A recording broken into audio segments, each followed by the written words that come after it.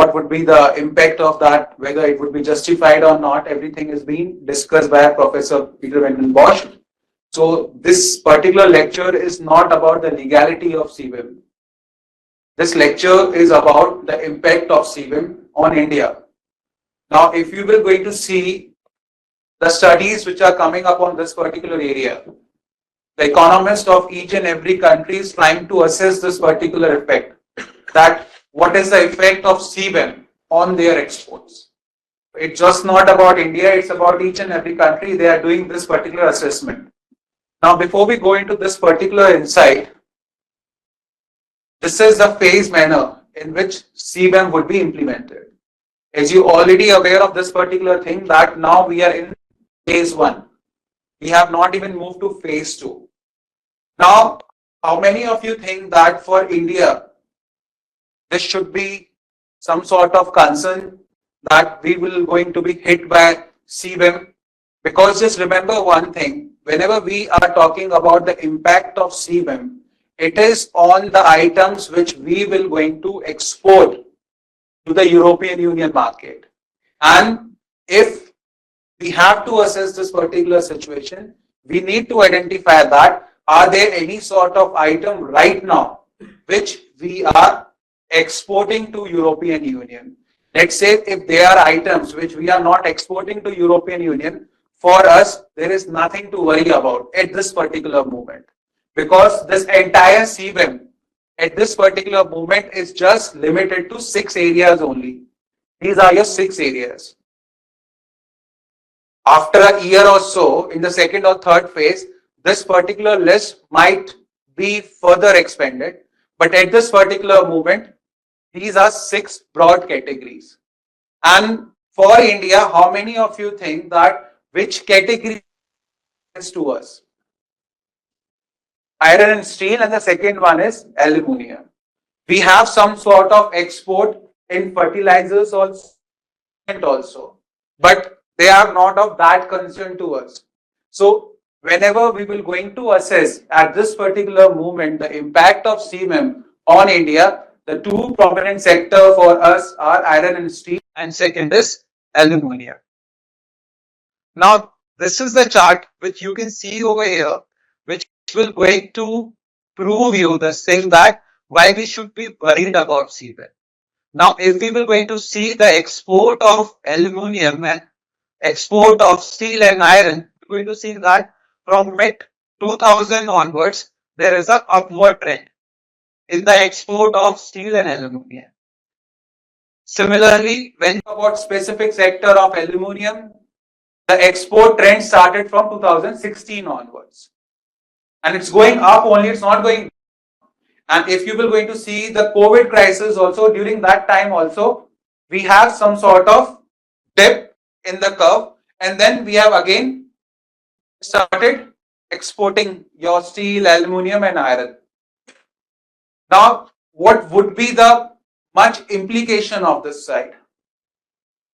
Before we go into this thing, this is just a graph which is given by World Bank, and they have identified all the 6 important sectors that whether these items are carbon intensive or not. Because if we see the list which is being provided by European Union, the first question which should come to your mind is that why they have restricted these category into these. Answer to that is that because they have identified this thing that out of all the items which has been imported in European Union, these are the items which are highly carbon intensive items. So whenever you will going to manufacture these items, there would be a high amount of carbon emission. So this is a World Bank data which gives you idea that which all are the countries which are manufacturing it and which are exporting this to European Union. So based upon the color, you can easily see that which are the countries which are having a high carbon intensive emissions coming up. This is for iron and steel, and this is India. So you can see this thing that this is pitch red over here. So for this particular sector for India, we are having a very higher degree of carbon emission.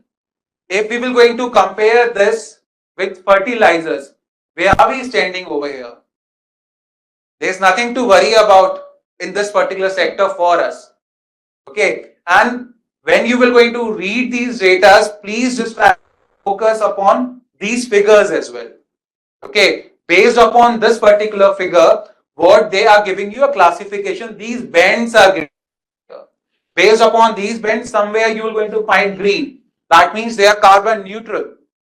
There's a possibility that the manufacturer over here, and that too, it is very eco-friendly. Eco-friendly means over here that they are using green energy rather than relying upon the fuels over here.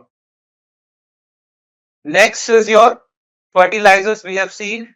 Then cement is there. So we are neutral over here. And then come your aluminum is missing from here. I'll include that. So for aluminum also we have a sector which is carbon intensive. Now if you will going to see this particular report over here, so various departments in the Indian government, various think tanks are there which has already tried and come up that how much carbon is being there in the manufacturing of steel, aluminum or other sort of category. So this is giving you a rough estimate. And this is divided. First one is for your iron and steel. Second one is for aluminum. And when we will going to place ourselves, for us, let's say if we are manufacturing iron and steel, so what is the percentage of iron and steel or aluminum which we are exporting to European Union? Any idea what may be the numbers over here? 43% average for both the items, for both the categories. So for your aluminum, 27% of overall aluminum which we are manufacturing over here is going to European Union, and for steel it is 38%. The numbers are very high for us. So you can think of this particular situation that how much amount which we are generating over here, and our export industry is relying on these particular sectors on European Union. Some of you might be interested looking into the studies to find out if, let's say, if we will be hit by a higher cost on these two segments over here, can we find an alternative market? Because right now, given the current situation, we have two advantages. We have advantages of cost in the European Union, apart from steel, aluminum, which we are exporting over there, is of higher quality, which is being available in the European market. So if this particular cost CBAM would be imposed on us, we will going to lose our competitive opportunity over there. And apart from that, once that competitive opportunity is being gone, then what you will going to do? Either you will going to look for the alternative market, or you will going to increase your price over here, because to sustain that particular cost, either you have to the CBAM cost over there, or you will going to convert your entire process into what? Green process, and it will going to incur some sort of cost, which we will going to examine later on. But both these situations are not good for us. But that too, it will not going to reduce the carbon emission over there. Carbon emission would still be there. Okay. The problem with us is not about the quality. The problem which we will going to face over here is that we would be hit by the extra additional cost of your CBAM duties. Alternate importers. Okay. And for your just reference, I am letting you this thing know that for India, the alternative market would be Arab countries only. So if we were going to lose the European Union market, where we would be standing out as the Arab market, but it will not be equivalent to the exports which we are doing to the European Union. Think of another situation. India is not the only country which is exporting its aluminum, iron and steel to European Union. There might be other countries as well. So let's say that if these other countries have to explore the alternative market, how you will going to identify this market? where there is a demand. Let's say if we have identified this thing that the Arab country is the one which has a demand for imported aluminum, steel and iron, the other countries will also going to target this particular area only, this particular market. So there would be again a competition. So there in theory a possibility of alternative market, but how possible and beneficial that alternative market would be for us, that is still needs to be assessed on various parameters. Because when we calculate this particular benefit, it's just not about the price segment. It's about various components which comes into play, and then we identify these costs. To give you an exact idea that how CBAM is impacting us, this is an example from 2022. So in this particular study, what they have done, they have aggregated the entire exports which has happened in the year 2022. Now you can see this thing. Generally, when we talk in a layman terms, we identify the name of the product. That this is a particular item which has been getting exported to European Union. But in technical sense, you have to identify your HS code. Okay, if you have to assess the impact of CBAM on Indian market, what you will going to look into that, what all are the tariff lines which are getting impacted by this. These are your tariff lines. And how many tariff lines are there? Because when we are talking about export of your aluminium, export of your steel, iron, it is just one form. There are various forms of that. And these various forms are being given in your tariff lines. Okay. So whenever you will going to have sort of studies coming up that how much tariff lines are impacted, that means they have gone into the bifurcation. You have 2-digit HS code, then these are further increased to identify a very specific product. Not just read this particular part, you will have a sufficient understanding of this, that how it would be. Every item in international trade law is not being recognized by the name. It's been recognized by the number which is known as HS code, Harmonized System of Coding. Okay, so when we talk about, let's say, how much steel and aluminium will be exported to European Union, for that we have a schedule of concession. Every subcategory is being identified with a number. Okay, minimum number which starts from 2-digit, maximum it can go to 8-digit. In India right now we are following classification also and 8-digit classification also. If we keep on increasing the numbers over there, that means we have narrowed down a one particular very specific item. We are just not talking about a broad category of iron or steel. What we have lowered down that to a niche category. Now let's see this particular category 473 over here, or the broader categories of 1 or 2-digit. Then you can easily identify this thing that they are talking about one very particular item. Let's move to the next slide. This slide will again going to give you the idea that if we have to assess the situation that how India is impacted by the CBAM, let's see the broader classification. You'll get to know that for fertilizers, there is nothing to worry about. But the moment we talk about iron and steel, aluminium products, this is a concern for us. Okay, and have you ever thought of this particular thing that why we would be charged on a higher side of CBAM duties? That means it is clearly depending upon how much carbon emission we are doing. If we are doing less carbon emission in our production and manufacturing, we would be charged a lesser CBAM duty. If our emissions are higher, then we would be charged a higher duty. What do you think? Our emissions are higher or lower? I'll give you an idea and rough estimate of that. 75% of electricity which is being used for the manufacturing and production of your iron, steel and aluminium is relying upon coal. Okay, for that very reason, our charges would be on a higher side. Now try and compare this particular situation. Let's take a market of European Union. They also manufacture and produce iron, steel and aluminum.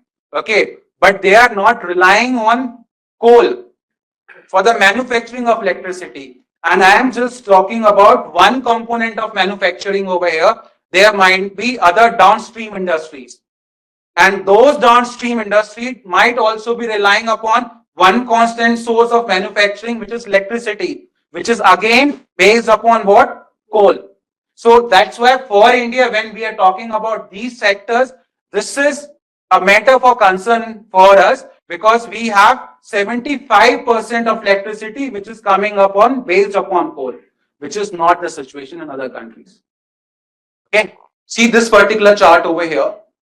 It is giving you an estimation that what would be the price which we would be charged in CBAM. I'll tell you the rough estimate because there are various studies are there which talks about different baseline of it. So I'm giving you a band. This band is between 25% to 35%. And if we will going to aggregate this particular thing, roughly it comes to 30%. Now imagine a situation, you all must be aware of this particular thing when we talk about Article 2 and 11 of our GATT 1994, which talks about market access. All the developed nations, they have very lower tariffs. So we might not be facing a higher tariffs when it comes for the export of steel and aluminum, okay, or iron. So let's say the current applied tariff rates on these three items is 3%, and 3% is also on the higher side. Why it is on the higher side? Whenever you get a time to identify or see the schedule of concessions of European Union or India, the one thing which is very common over there is that you have bound rate commitments. And every developed nations, they have taken bound rate commitments on each and every line. When you will going to compare that with India, India has only taken bound commitment on 75% tariff line. That means 25% of tariff lines are still open, where we have not taken any commitments. If we have not taken any commitments over there, we are free to decide that how much duty we will going to impose over there. But that's not the situation for European Union. And whenever you are assessing this situation, which says that what is a average bound tariff rate on each and every schedule of concession, which you will going to see, industrial products are having a higher side of tariff. Okay, so let's assume hypothetically that the tariff which India is paying on steel and aluminum, the custom duties which European is charging right now, let's say is 3%. Now think of a situation immediately after coming of CBAM, that 3% plus additional duty of 30%, a CBAM charge, it will take us somewhere around to 32 to 33%. Now we have a competitive edge in that European market because of lower tariffs, because we have a cost advantage over there. Just leave this quality advantage. And once we have to pay 33% of the duty, we will going to lose this particular advantage over there. And for that, either we have to convert our entire ecosystem of manufacturing into the green energy system, okay, or what is the second alternative? Because what we are looking into over here is a possibility. Or India should come up with their own carbon emission system.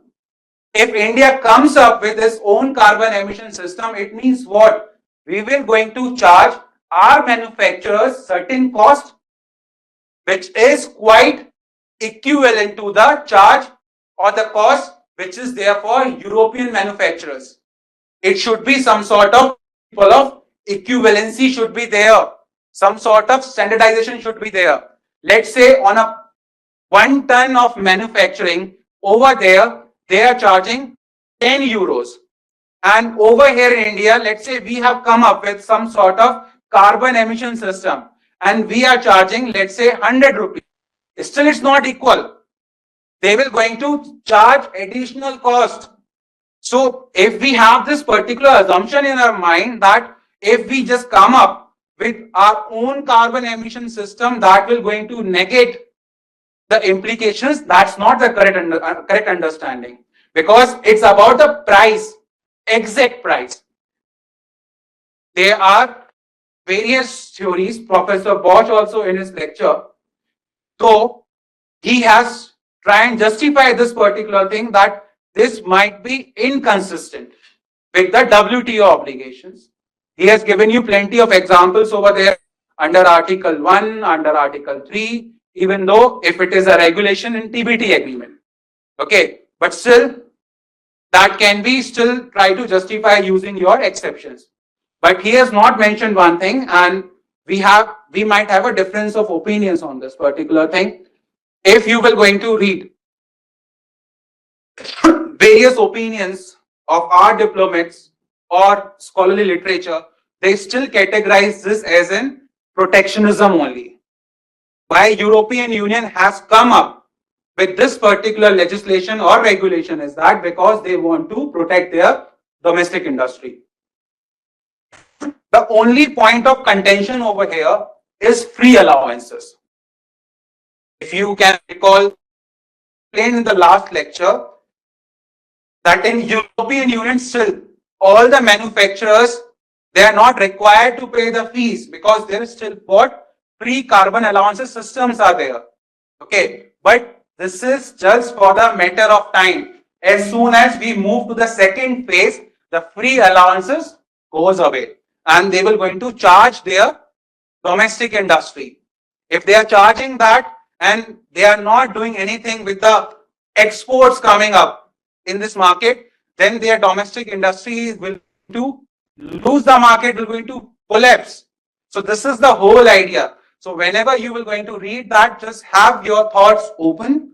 Just don't think this particular thing as in that it will going to reduce the carbon emission, because I can give you the exact number that if CBAM based upon these 6 items which they have identified in the first and second phase, if that would be the case, how much carbon emission will going to go down? It is 0.2%, which is nothing. So if your goal is to lower down the carbon emission, it should have some sort of substantial effect. 0.2% is not a substantial effect.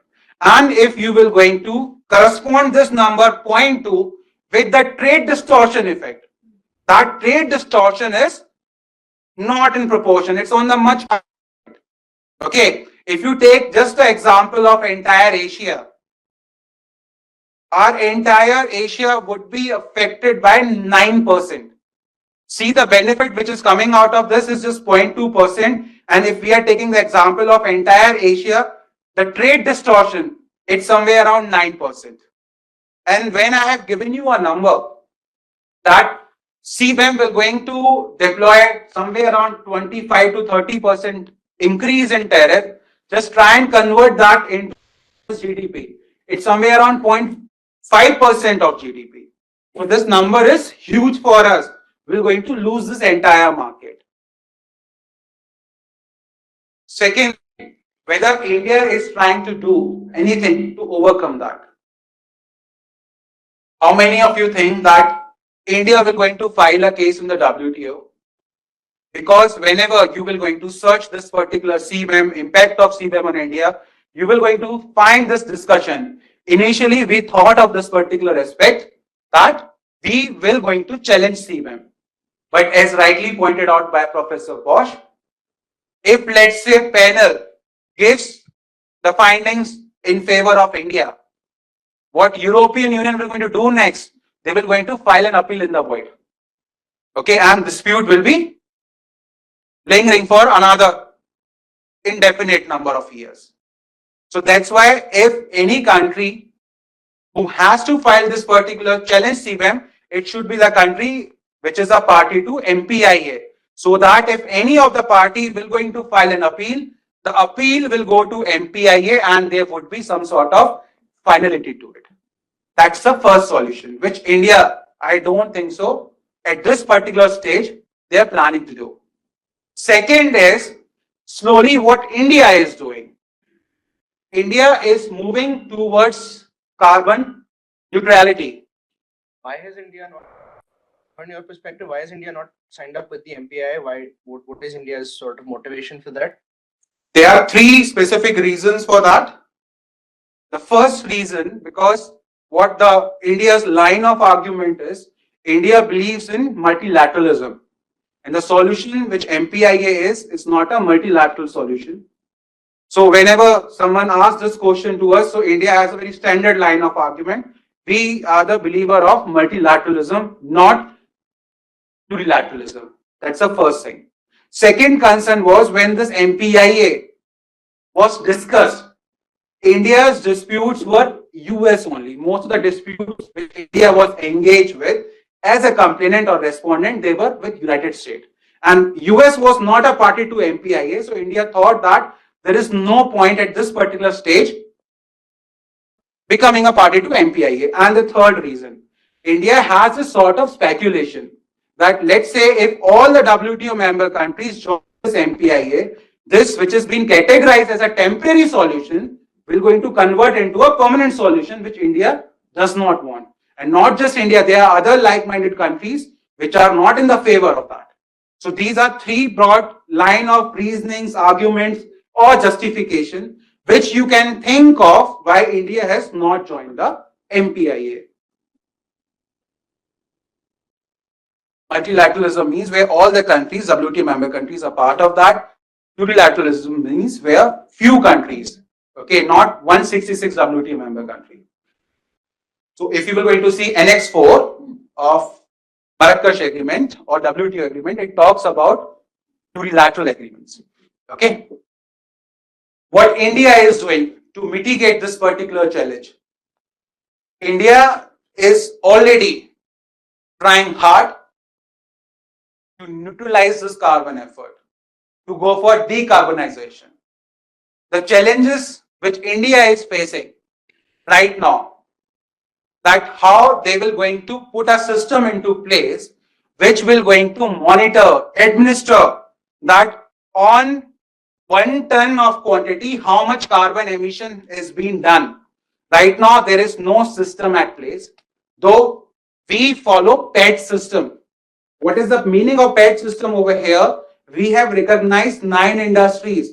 And for those 9 industries, what we have stated this thing, that you should just emit this is line of your emission. You should not go beyond that. So we have a system at place, but that system is not at par with your CBAM system.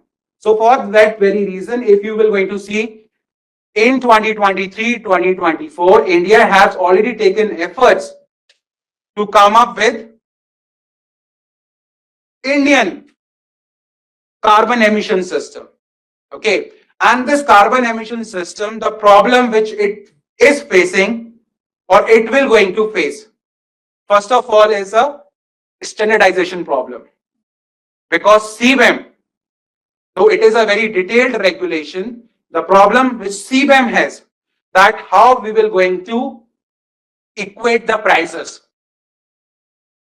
Are you understanding this or not? If for 1 ton of production over there, the price is, let's say, 10 euros, they will only going to consider Indian system well equipped if we have that sort of parallel system. That's one problem. Right now, we cannot equate that price. Why we cannot equate that price? Any idea? Are both the currencies having similar sort of value? The currencies have different value. For them, 10 euros per ton might not be anything. But for us, if you will going to convert that amount into Indian currency, what is the value? And these exports, it does not happen in just 1 or 2 ton. You have a very large volume which you export to a particular country. So this amount will going to kill the industry. Second is that we have a wrong impression of the system that when we talk about the manufacturing of steel, aluminum, iron, it is done by Jindal and all. They are small players as well in this particular line. And these small players are known as your MSME players, which plays an important role over here. So for the big giants like Jindal, Tata, for that very matter, they can bear out this particular cost. They might have some sort of administrative mechanism at place to comply with these things. But think about a situation where you have small manufacturers like your MSME industries, they will not going to sustain that because this is an additional cost for them. In this process, the one other thing is, let's say, imagine a situation. We have imposed a carbon trading system at place, but they have disregarded our value. What will going to happen next? Remember when Professor Bossche was trying to explain you the exception, there also he mentioned the value which can be disregarded. Now I'll tell you what will going to happen next. Let's say there are two possibilities over here. The first possibility being over here is that we have given some value. Value is based upon the production or manufacturing and the cost which we have imposed over there.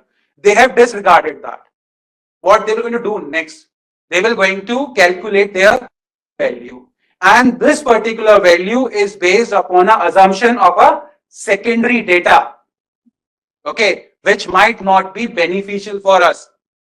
That's first possibility. What can be the second possibility? Let's say that if you are not able to identify how much carbon has been emitted on the production or manufacturing of 1 ton of steel, aluminum or iron or whatever the unit is. What they will going to do is that now they will going to take a worst industry in European Union which emits carbon and they will going to use that as a benchmark for India to calculate this price. Not just for India, for any country when they are disregarding this particular value. So this is the problem. Okay, if a value is being disregarded and they are giving a new value to it and this new value is based upon what numbers? Either secondary data or a worse industry in Europe which has some sort of carbon emission happen. So that's why it's not justified and we will always be in a situation where we're going to end up in huge loss. Next thing what India is trying to do is they have set some goals. You are aware that COP 2930, we were discussing that. So in terms of that, there are certain things which we are already doing. One such thing is that we are slowly trying to move on renewable energy. We have set our target that by 2030, what should be the amount of renewable energy we should be using. By 2047, what would be this benchmark? And by 2070, which is a goal to become a net zero economy. Okay, so these are the benchmarks which we are trying to follow over here. Second benchmark is let's try and bring green energy. Okay, which India is already working. Hydrogen. Okay, as an fuel. But the problem with all of these things are when you will going to compare the price of carbon energy or a clean energy, the clean energy is on a higher price. So under whatsoever possible circumstances, what you will going to do, Indian manufacturers will going to incur additional cost. Okay, and we will going to lose our competitive edge in the market for sure. Okay, but one positive things which has come out of the CBAM is initially none of the country were talking about transition phase. Now each and every country is talking about that. On Professor Boss's slide, he already identified 70 countries, but there are still another countries which are on the verge of coming up of these legislations. US has enacted 4 legislations to give effect CBAM. Ukraine has done that. India is also talking about that. China is also talking about that. And think of a situation. We are just in the first phase. We have not even entered into the second phase of CBAM. The countries they're talking about that. That's one good thing which has happened out of this entire CBAM discussion. Whatever we do, we have to be at the same par, which because what is the end result? That prices should be similar to that. Now, have you ever thought of this thing that what can be this further consequences on this particular thing? I'll tell you one very important consequence which no one is thinking, that entire supply chain would be affected by this thing. Even not supply chain, your global value chains also would be affected by this thing.